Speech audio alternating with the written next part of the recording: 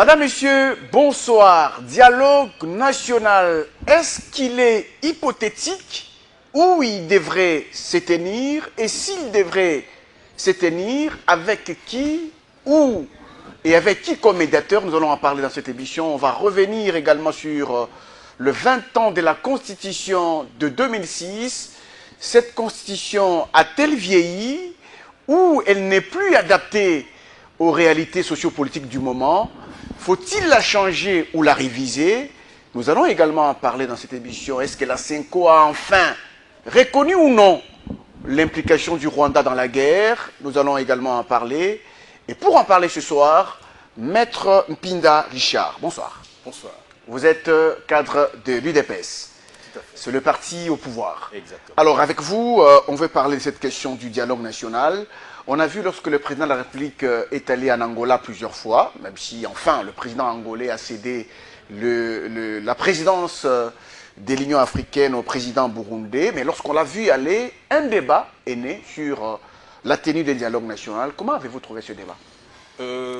Déjà, moi, je pars du principe que le dialogue, il est permanent avec les institutions de la République et principalement avec le président Tshisekedi, qui, lui, est dans la logique du dialogue. Et vous allez vous rendre compte qu'il privilégie beaucoup plus le dialogue. Et d'ailleurs, c'est institutionnel parce qu'étant le garant du bon fonctionnement des institutions, étant celui qu'il est, donc tout est constitutionnel et ça doit se faire dans le cadre constitutionnel.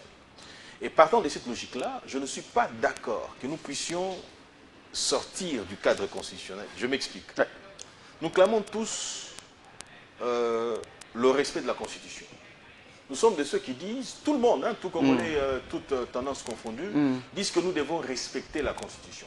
Je pars du principe que la Constitution de la République ne consacre pas l'existence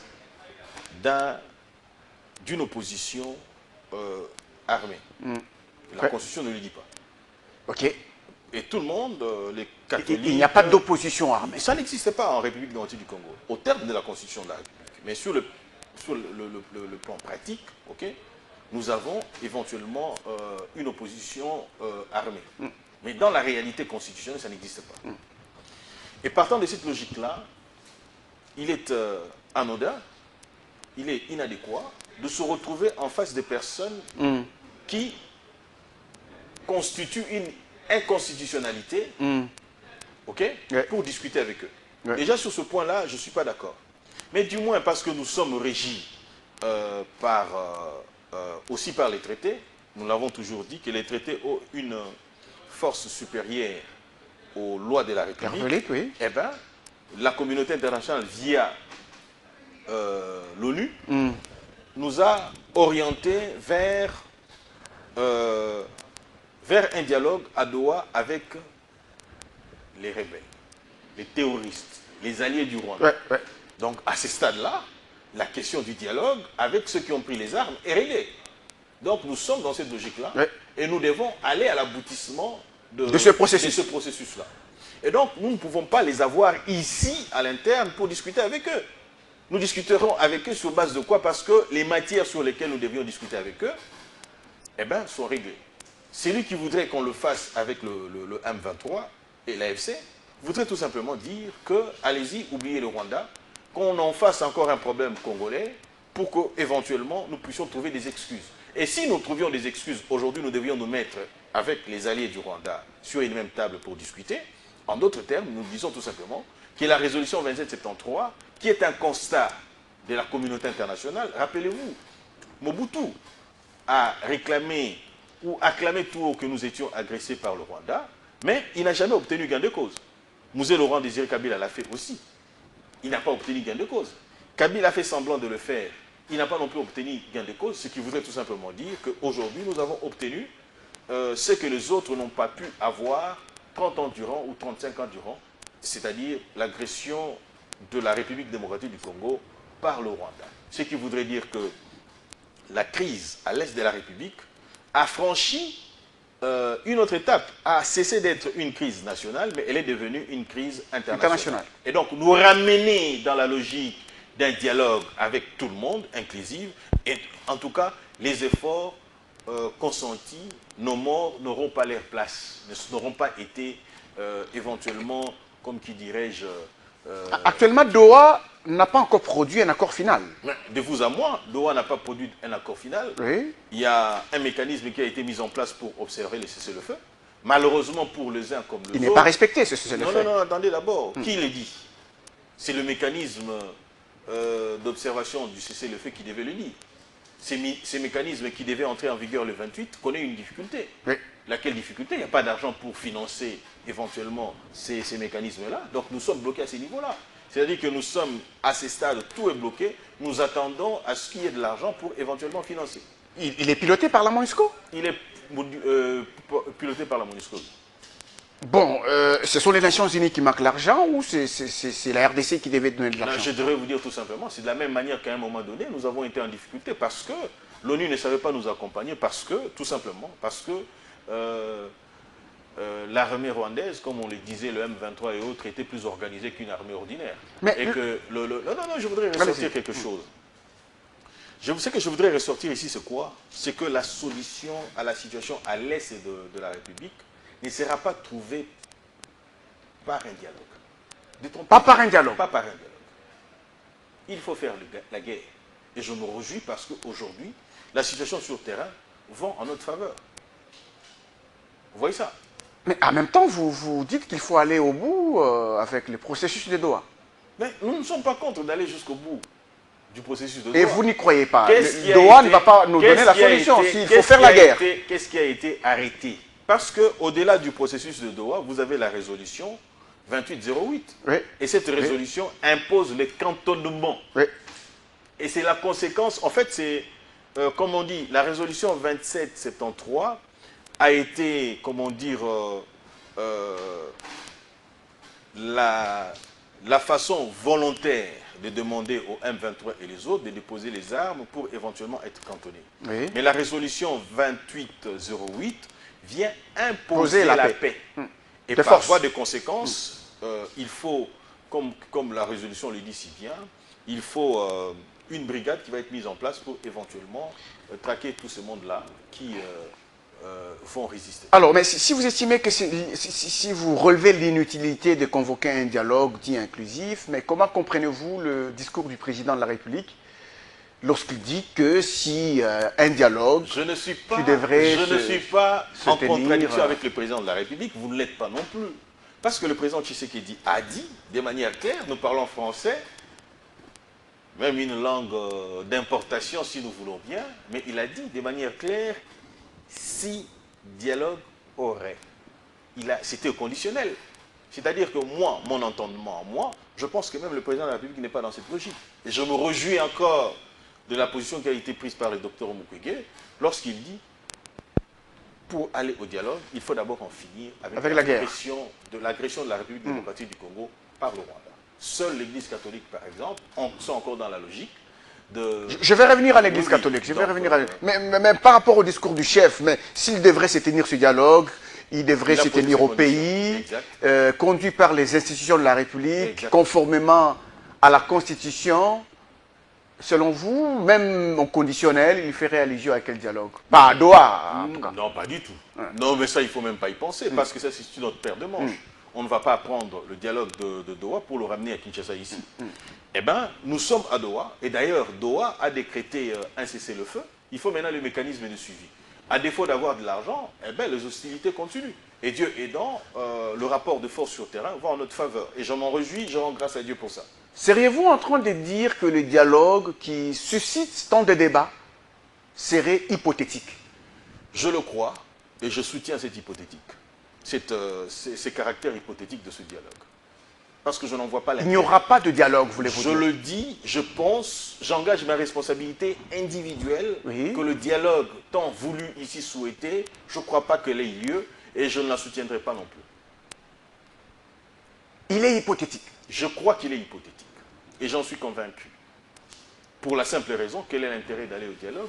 Parce que pour assainir la ville de Kinshasa, Daniel Bumba n'a pas besoin d'un dialogue. Il a besoin d'agir. Oui, pour construire les routes, on n'a pas besoin d'un dialogue. Que faites-vous de tractation de l'Angola, où le président de la République s'est rendu plusieurs fois? Vous savez, quelqu'un m'a dit aujourd'hui que c'était protocolaire la fonction du président de l'Union africaine. Je lui ai posé la question de savoir, vous vous rappelez que l'Union africaine avait retardé la publication des élections en République démocratique du Congo, les élections de 2018. Il m'a dit oui. J'ai dit d'une manière ou d'une autre, l'influence est là. C'est-à-dire qu'à un moment donné, lorsque l'Angola était dans la logique d'un dialogue, ok, il y a eu des tractations. Mais aujourd'hui, à la tête de l'Union africaine, vous avez quelqu'un qui n'est pas d'accord avec cette logique-là. Parce que la question a été posée à Mbongo. Lorsque Mbongo est allé à la réunion en marge de l'Union africaine, il a été reçu par le président Ndayishimiye et il a défendu la position d'un dialogue. Ndayishimiye lui a posé la question de savoir, le président Ndayishimiye, parce qu'il a mon respect, il lui a posé la question de savoir le dialogue contre qui? Êtes-vous agressé ou pas du tout? Parce que c'est la question qu'il a posée au cardinal. Êtes-vous agressé ou pas non? Du tout. Alors si vous êtes agressé, pourquoi parlerez-vous d'un dialogue du moment où l'accord de Washington existe déjà? Êtes-vous agressé ou pas du tout? La logique, elle est simple. La crise en République démocratique du Congo, ou disons la crise sécuritaire à l'est de la République, a un nom. L'agression rwandaise, ok, sur la République démocratique du Congo. Puisque nous avons déjà résolu, c'est-à-dire que ici la mise en application de la résolution 2773 a abouti à l'accord de Washington et l'inexécution de l'accord de paix de Washington a abouti à la résolution 2808. Et donc, nous pensons qu'à ces stades-là, il n'y a plus lieu de discuter. Nous allons discuter de quoi? Est-ce que vous estimez que le président burundais, en posant cette question au cardinal Ambongo, était en train de lui dire que... il faut oublier. Monseigneur, oubliez cette affaire du dialogue. Ne savez-vous pas que vous êtes agressé? Exactement. Parce que si nous sommes agressés, l'Église catholique est incapable de le dire, de le reconnaître, de dire à la face du monde que nous sommes agressés par le Rwanda. Bon, on a suivi quand même le président de la Cinco qui l'a dit, on a vu quand même sa vidéo qui est devenue virale dans les réseaux sociaux, Fulgence Muteba. On a vu les gens dire qu'il a enfin condamné le Rwanda, il a parlé de la situation de l'Est. Le problème congolais, c'est être beaucoup plus dans les émotions. Et lorsque on est émotif, on ne sait pas discerner les propos d'une personne. En l'occurrence, de la personne Fulgence Muteba. Il a dit ceci, et une petite courte phrase en passant. Il ne s'est pas même pas apaisanti là-dessus. Il dit que la République démocratique plutôt l'AFC M23 est soutenue par le Rwanda. Mais ça ne veut pas dire que la République démocratique du Congo est agressée par le Rwanda. Je m'explique. La position du soutien de M23 par le Rwanda, c'est une affaire qui date de longtemps. C'est-à-dire qu'on l'a toujours dit, Mouzé, pareillement, lorsqu'il était au pouvoir, Joseph Kabila, lorsqu'il faisait semblant de tout ce qu'il pouvait faire. Rappelez-vous encore de Mobutu. Il faisait semblant parce qu'il ne gérait pas la République démocratique du Congo. La République démocratique du Congo était gérée par le Rwanda parce qu'elle était considérée comme étant une province du Rwanda, ça il faut se le dire. Joseph Kabila était un gouverneur ici, ici en République démocratique du Congo, pour la simple raison qu'il recevait ses ordres. Pendant 18 ans. Exactement, plus de 18 ans d'ailleurs, depuis même les quelques premières années. Il a combattu le M23. Vous vous souvenez, il a fait semblant de combattre le M23, parce que vous n'allez pas me dire comment est-ce qu'on en est arrivé au point où, en 2016, ce sont les M23 qui sont venus traquer les manifestants. Lorsque nous étions dans la rue pour dire non disons, au troisième mandat de Joseph Kabila. D'où est-ce qu'ils sont venus? Alors, pour revenir un peu à la question. Encore que lorsque Gilbert Kankonde était ministre de l'Intérieur, les M23 sont venus. Invités par qui? Non, ils n'ont pas été invités par le président Tshisekedi. Je pense que l'ancien ministre de l'Intérieur est revenu là-dessus. Et ça, c'était une blague qui nous a été, organisée, orchestrée avec la bénédiction d'Ibalanké. Et aujourd'hui, où est Ibalanké? Et donc, l'opinion comprendra et retiendra que la situation du M23, c'était quelque chose qui avait été orchestré et ça devait évoluer tel quel. Et donc, le M23, pour se tenir au carreau, ils étaient pris en charge par le gouvernement de la République 18 ans durant. Lorsque le président Tshisekedi a arrêté de continuer à financer ce qui nous tue, c'est ainsi qu'ils sont venus pour réclamer. Et ils sont allés... C'est ça le vrai problème. Exactement. Et ils sont venus à Kinshasa au ministère de l'Intérieur. Les ministères de l'Intérieur... Pour réclamer leur soutien. Attendez un peu, attendez, laissez-moi y aller. Les ministères de l'Intérieur ne règlent pas les questions relatives aux guerres. Non, pas du tout. Les ministères intérieurs, outre l'ordre public par la police administrative, les ministères de l'Intérieur règlent les questions des partis politiques. C'est-à-dire que les ministères de l'Intérieur, le M23, étaient venus pour éventuellement réclamer d'être enregistrés comme étant un parti politique. Et ils sont logés à Fleuve Congo Hôtel aux frais de l'État. Je vais vous poser une simple question.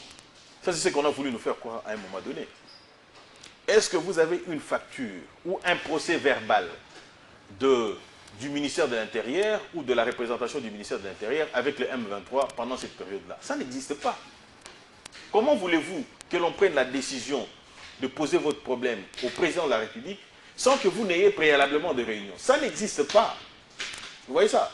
Et donc, tout ce qu'on a voulu à un moment donné, lorsque nous étions encore dans le cash FCC, ainsi de suite, tout ça, c'était éventuellement pour donner l'impression que c'est nous qui avons donné de la vie au M23. Et pourtant, le M23 était entretenu et par de suite, la conséquence a été celle-là. Revenons au soutien du M23 par le Rwanda dont parlait Fulgence Muteba. Et donc, je dis, Muteba, lorsqu'il parle, je n'ai pas de respect pour lui, ça je le dis, ok? Pourquoi? Il ne mérite pas mon respect. Quand quelqu'un soutient ceux qui ne tuent, quand quelqu'un combat les initiatives telles que qui peuvent permettre à ce que le Congo aille mieux, eh bien, je ne peux pas avoir du respect pour lui. Je peux vous prendre à titre illustratif. Prenez par exemple la gratuité de l'enseignement. Qui l'ont combattu? Mais c'est l'Église catholique. L'Église catholique a combattu la gratuité de l'enseignement. Ils n'ont pas fourni d'efforts pour améliorer, mais ils ont combattu la gratuité de l'enseignement parce que leur compte, leur intérêt individuel n'était pas dans la gratuité de l'enseignement. Et pourtant, moi, mes enfants, mes petits-enfants, nous sommes bénéficiaires de la gratuité de l'enseignement. Déjà, à ce niveau-là, il y a un problème.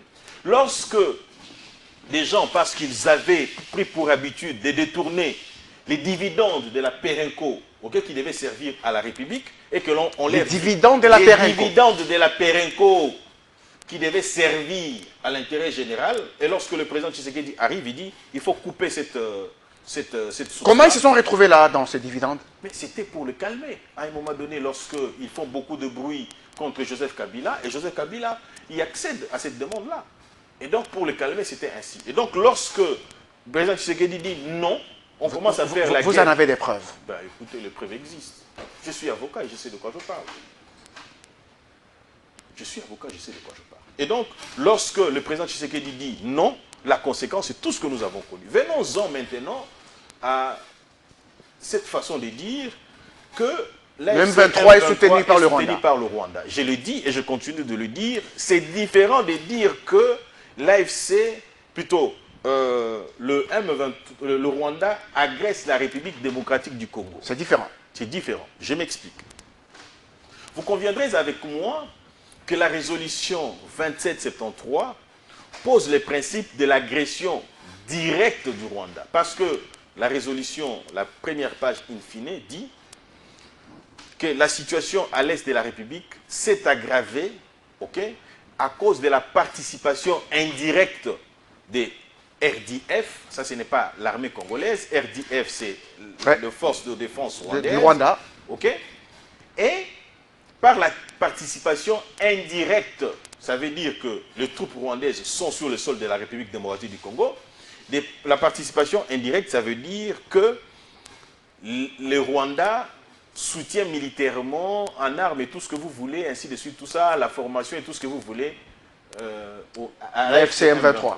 Et donc, lorsque quelqu'un vient vers vous, comme l'a fait Muteba, pour dire que le M23 sont soutenus par le Rwanda, il veut tout simplement dire que le Rwanda n'est pas sur le sol de la République démocratique du Congo. C'est une affaire il dédouane le Rwanda. Il dédouane le Rwanda pour dire que non, c'est une affaire congolaise et ça doit être réglé par un dialogue. Ok. Exact. C'est pour congoliser la crise. Exactement. C'est ce que vous avez perçu dans le message de Fulgence Muteba. C'est évident, ça saute aux yeux. Ils sont incapables de dire que le Rwanda nous agresse. Et ils ne l'ont pas dit. Vous suivez les discours de bout en bout. Je vous mets à défi. Je mets qui que ce soit à défi. Et cette fois-ci, ils ne diront pas que c'est de l'intelligence artificielle, comme l'a fait Cholet dernièrement. Ils vous diront tout simplement que c'est ce qu'ils ont dit. Parce qu'ils ont dit qu'ils sont soutenus soutenu plutôt, j'allais dire, après avoir constaté, c'est maintenant qu'ils constatent que le Rwanda soutient l'AFC et la M23 et non que nous ne sommes pas agressés. Et donc, je n'adhère pas dans ces discours-là parce que c'est une évidence de portée internationale qui démontre à suffisance que nous sommes agressés. Donc à leur niveau, il faut congoliser la crise, et motiver la tenue d'un dialogue. Exactement. Donc c'est ça la démarche. Et lorsque nous allons nous retrouver lors de la tenue d'un dialogue, c'est-à-dire qu'on va oublier Washington, on va oublier Doha pour éventuellement accorder l'amnistie, parce que l'amnistie n'est pas acceptée à Doha. Comment dire, l'intégration et le mixage n'est pas non plus accepté, ne sont pas non plus acceptés à Doha. Eh bien, nous allons nous retrouver avec eux. Ils vont venir partager les postes. Ils vont éventuellement intégrer l'armée. Donc, c'est-à-dire que nous allons redevenir à de beaux veaux, ok, à la situation initiale après Sun City, à la situation initiale. Revenir à la situation initiale. Exactement. On n'aura rien changé, on n'aura pas évolué. On n'aura pas évolué. Parce que il est inadmissible, une église ou des hommes de l'église qui sont censés être au milieu du village, qu'ils prennent position pour dire, Cholet l'a dit, que la République démocratique du Congo tue les Banyamulenge. Ça, c'est les discours du Rwanda. Vous voyez ça? Ça, c'est les discours du Rwanda. Et ici, vous avez Mouteba qui revient pour vous dire que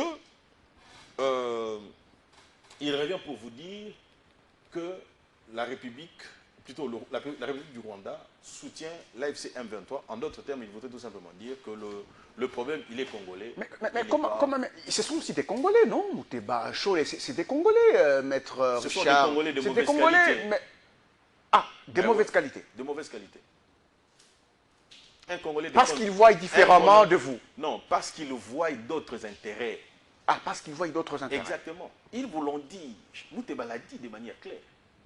Alors, mais par rapport... Non. Mouteba l'a dit de manière claire. Il a fait les éloges du Rwanda, de l'Ouganda, lorsqu'ils ont fait leur tournée. Et curieusement, lorsqu'ils ont fait cette tournée pour aller au Rwanda, aller en Ouganda, mais ils ont oublié d'aller au Burundi, ils ont oublié d'aller en Tanzanie, parce qu'ils savaient que ces pays-là ne partageaient pas leur logique. Laquelle logique? De continuer à mettre la République démocratique du Congo en difficulté. Et je voudrais ici, à l'opinion dire, l'opinion retiendra que le dialogue, je ne crois pas que ce soit possible, surtout par rapport à Ndayishimiye. Ndayishimiye connaît aussi les origines de la déstabilisation de la RD Congo. Ils savent que il serait également parti au Burundi. Il serait parti également au Burundi, au Kenya, à vous en croire. Non, mais ils sont allés au Kenya, ils sont allés en Ouganda. Pas en Tanzanie.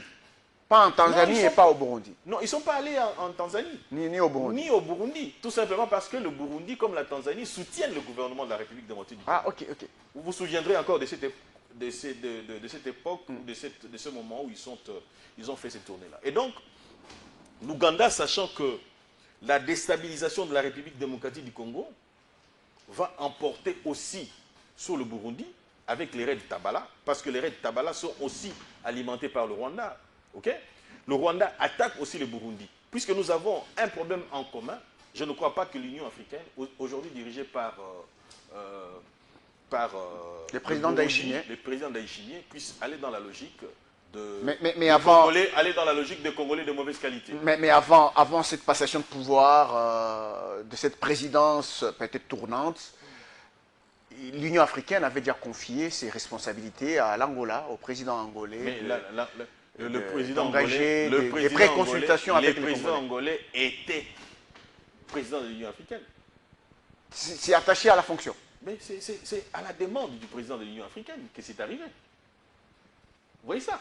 Et aujourd'hui, il faut se le dire, il n'y a pas que la présidence de l'Union africaine, il y a aussi la commission de l'Union africaine. Rappelez-vous de la position qui a été prise récemment ici, après l'attaque des 8 drones sur des 8 drones rwandais. On dit un ou une drone? Une drone. Un drone. Les drones rwandais sur l'aéroport de Kisangani.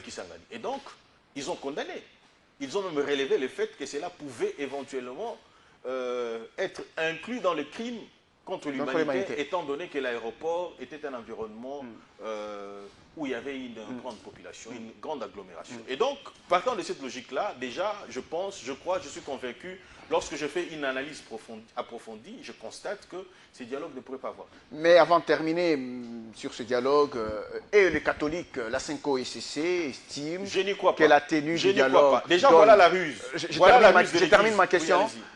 Eux, ils pensent que la tenue de ce dialogue national inclusif apporte la paix, apporte la solution.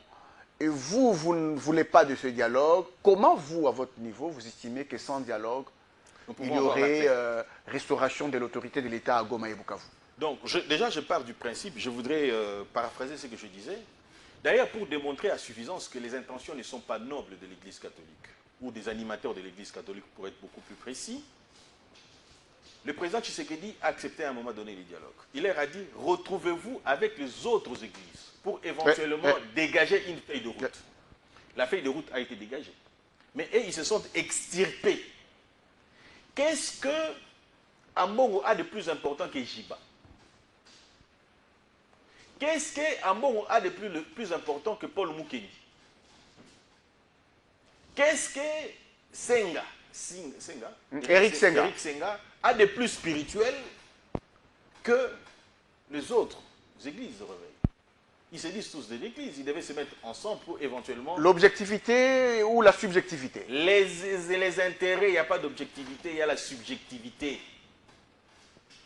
Dans leur intention, pensant qu'ils vont rouler, parce qu'ils ont la latitude d'aller vers Kagame, Kagame va ouvrir la porte pour accéder à Macron, par exemple. Ils pensent que c'est Macron qui devra venir nous imposer notre façon de faire ici au Congo. Et donc, nous disons non. Rappelez-vous de ce qu'a été le discours de Ambongo. Vous sentiez Ambongo très fâché lorsqu'il dit que la République démocratique du Congo, plutôt les USA, vont brader nos richesses, sans en apporter la moindre preuve. Ok? Ambongo le dit tel quel. Ok? Mais lorsqu'on brade nos richesses par le Rwanda, on tue nos compatriotes. Mais ils sont incapables de reconnaître que nous sommes agressés. Comment restaurer l'autorité de l'État à Goma et Bukavu? Exactement. Sans dialogue. Merci de m'y amener. Vous savez, je vous rassure d'une chose, que si je me levais de où je suis et que je venais vers vous et je commençais à vous administrer des coups, ok? Lorsque la justice intervient, ok? Quelqu'un d'autre qui passera sur votre plateau, peu importe ce que vous lui aurez dit, dans son intelligence, il saura, un certain Pinda est passé par là, il a posé pareil acte, il a été interpellé, arrêté et jugé, eh bien, l'autorité de l'État sera rétablie. Il faut que tous ceux... rétablir l'autorité de l'État, c'est quoi? C'est permettre à ce que l'administration puisse fonctionner normalement. Permettre à ce que les biens et personnes puissent éventuellement être protégés. Permettre à ce que tout le monde puisse respecter les lois de la République. On ne peut pas respecter les lois de la République par un dialogue, non. Ah, c'est pas par un dialogue. Lorsque nous prenons des engagements... Pour démilitariser la zone. Pour démilitariser la zone. Avec ça, il faut traquer tous ceux qui prennent les armes. Il y a eu un bouclage ici, hier ou avant-hier, vers GB, Bandal et autres. Ok? Mais pourquoi on n'a pas dialogué avec ceux qu'on a arrêtés là-bas? Lorsqu'on les interpelle tels quels, on les arrête, on les défère devant un juge, soyez-en sûrs et certains que personne d'autre ne s'hasarderait de se comporter de cette manière-là. C'est de la même manière que pour démilitariser, il faut faire ce que la justice demande, ce que l'accord de Washington demande, ce que la résolution 2773 demande, ce que la résolution 2808 demande. Dans le rapport des forces militaires, on fait comment? Le rapport des forces militaires, ils n'en ont plus. Ils sont en train de pernicher présentement.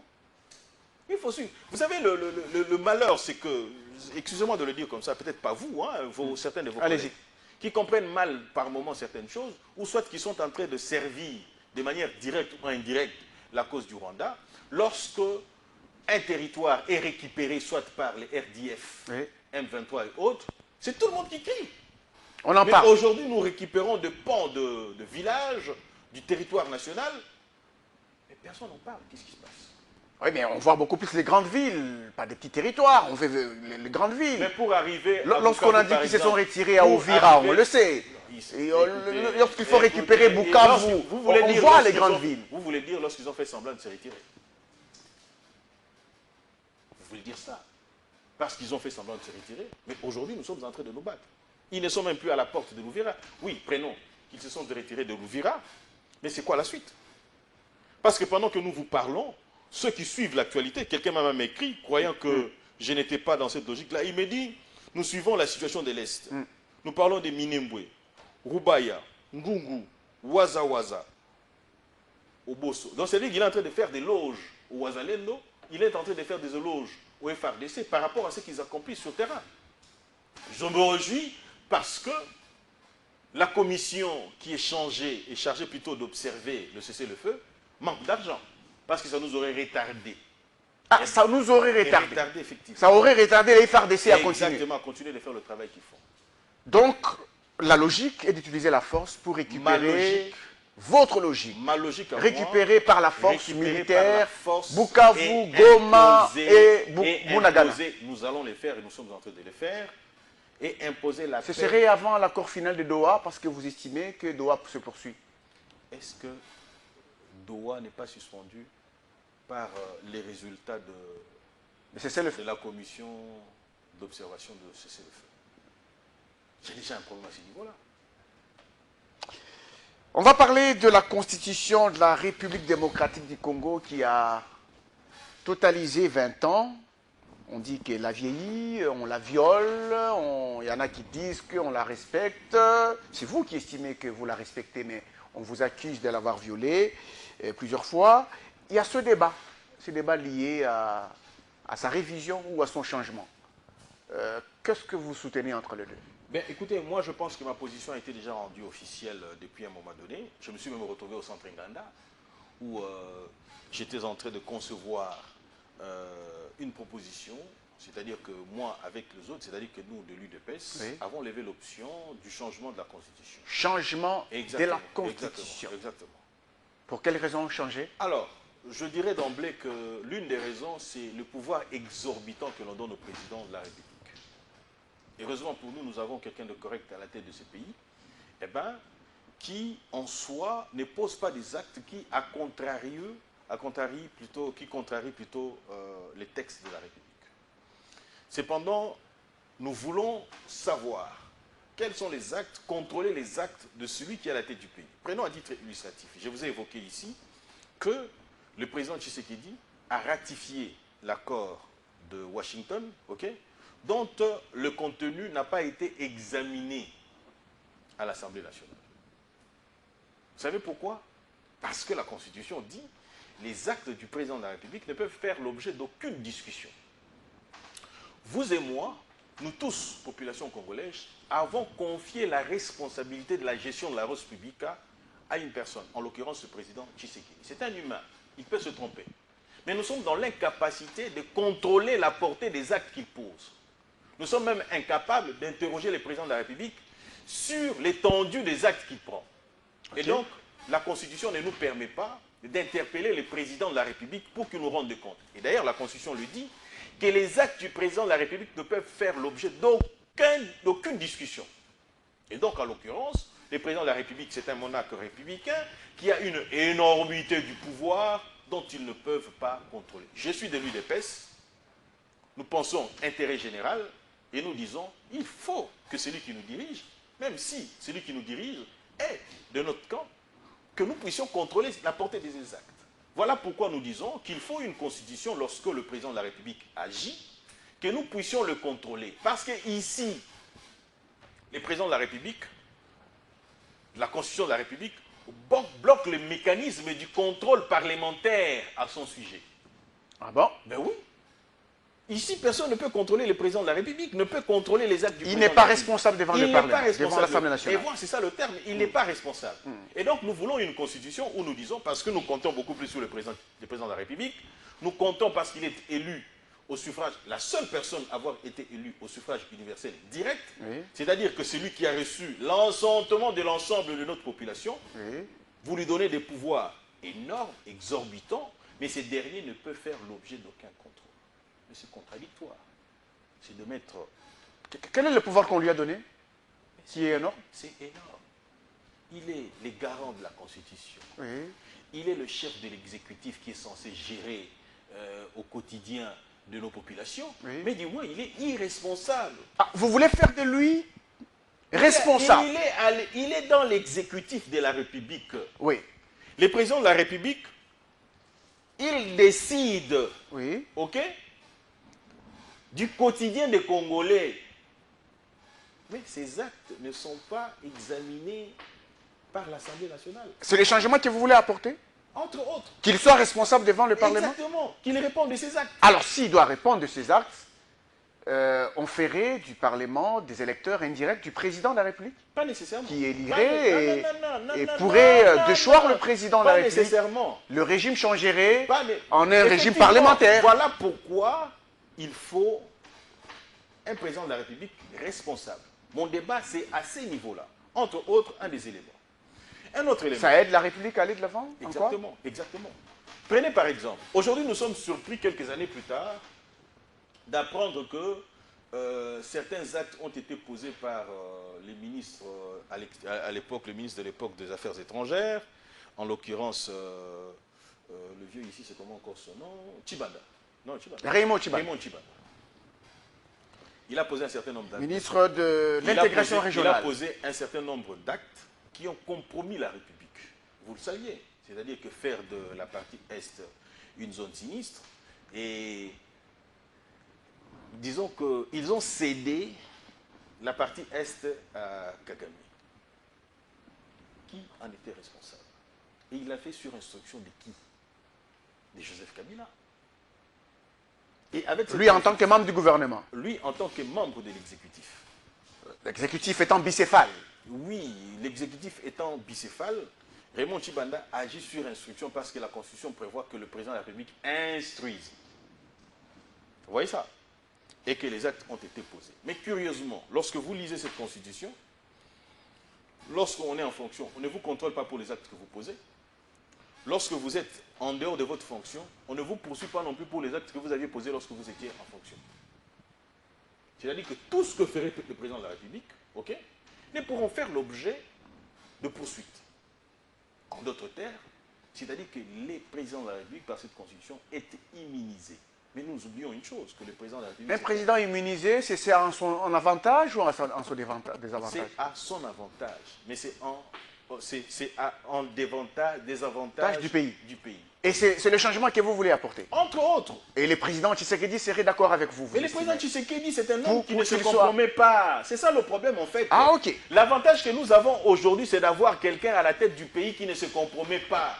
Mais qu'est-ce qui garantit que celui qui viendra après lui va se comporter de la même manière que lui? Ah, ok. Vous voyez, le danger, c'est celui-là. Parce que la loi doit être impersonnelle. La loi ne doit pas être taillée sur mesure. Pour protéger, je vais vous dire une chose. Le président Tshisekedi n'est pas plus important que la République. Ah bon? Oui. Il n'est pas plus important que la République. Parce que le président Tshisekedi et moi passerons, oui, et la République restera. Mais lorsque moi et le président Tshisekedi nous serions passés, qu'est-ce que nous laisserons? Qu'est-ce que nous laisserons? Quoi de plus normal que de laisser une constitution dont tout celui qui viendra puisse éventuellement agir dans l'intérêt de la République? Maître je vous ai pris, excusez-moi, j'ai fait une étude comparée. J'ai fait une étude comparée. Nous prenons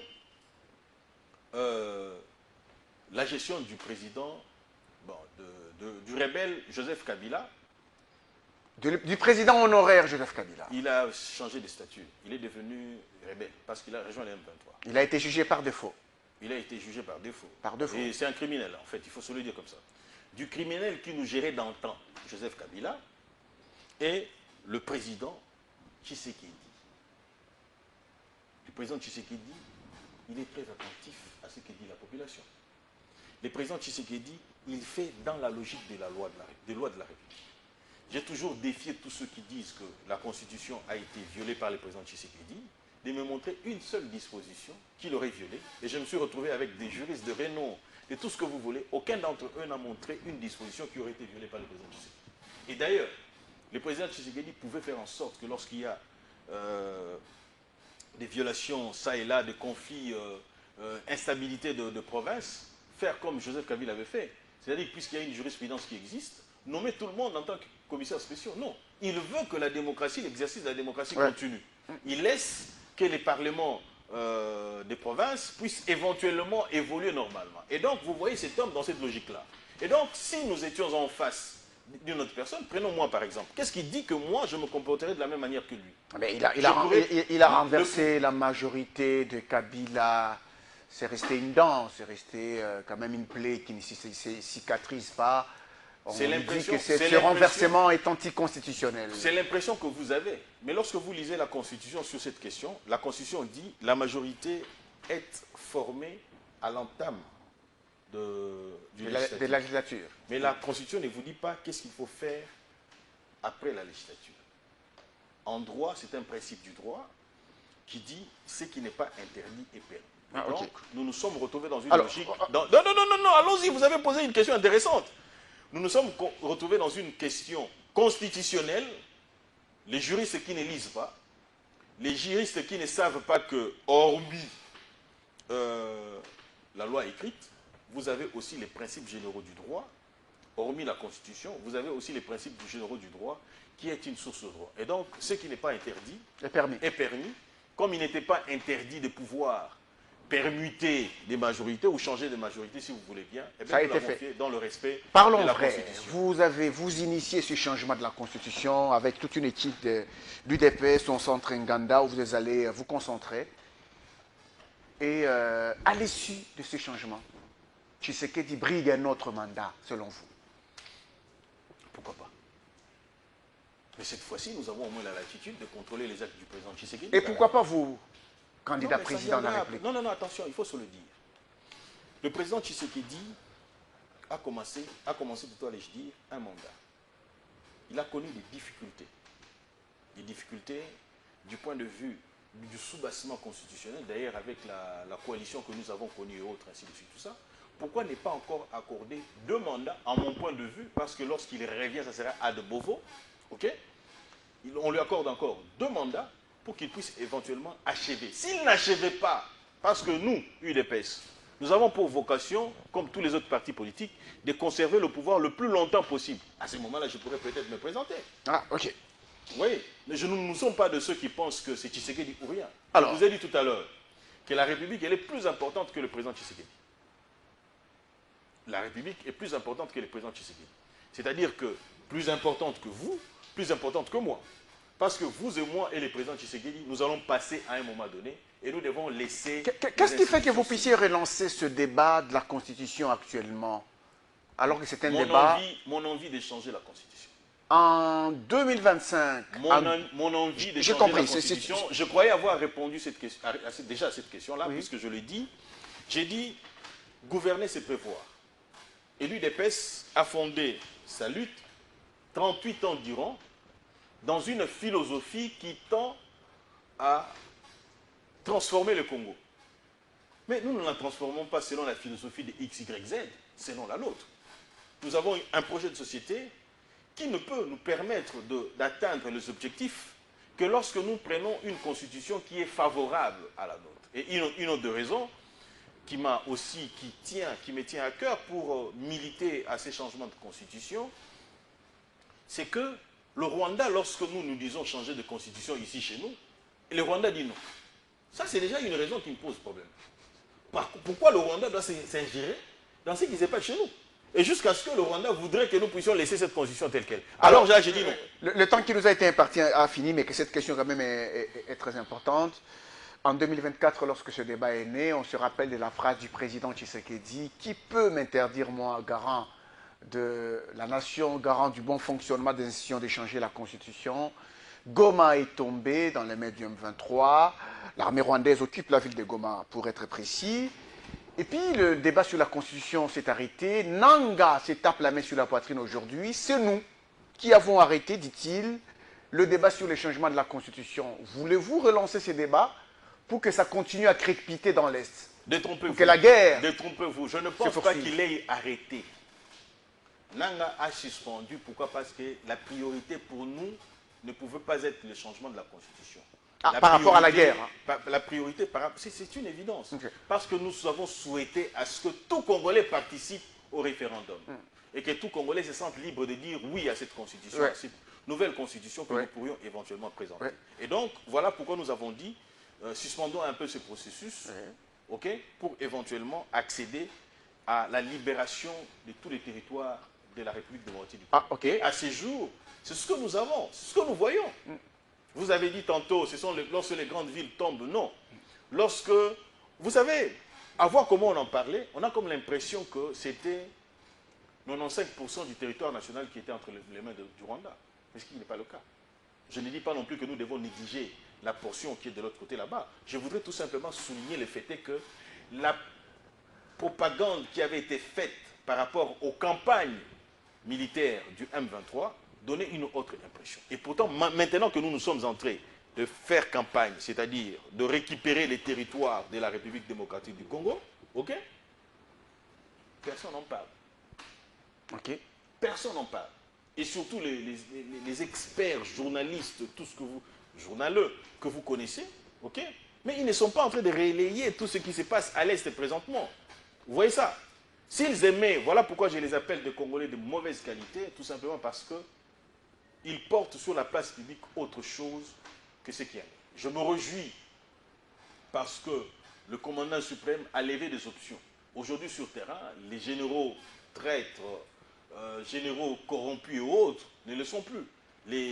La guerre est menée par 2028, des colonels, des majors, de capitaines qui commandent nos troupes sur terrain et qui font en sorte que les choses aillent de mieux en mieux. 2028, c'est la date. On aurait déjà changé la Constitution. C'est la date de la fin constitutionnelle du mandat du président de la République. Je réponds pour la troisième fois, on aurait déjà changé de Constitution. Oui, mais vous avez dit qu'il faut récupérer toutes les villes. Il ne reste qu'une année. Je vous donne. Il ne reste qu'une année, 8 mois et 10 mois seulement. Je vous laisse observer ce qui se passe sur le terrain.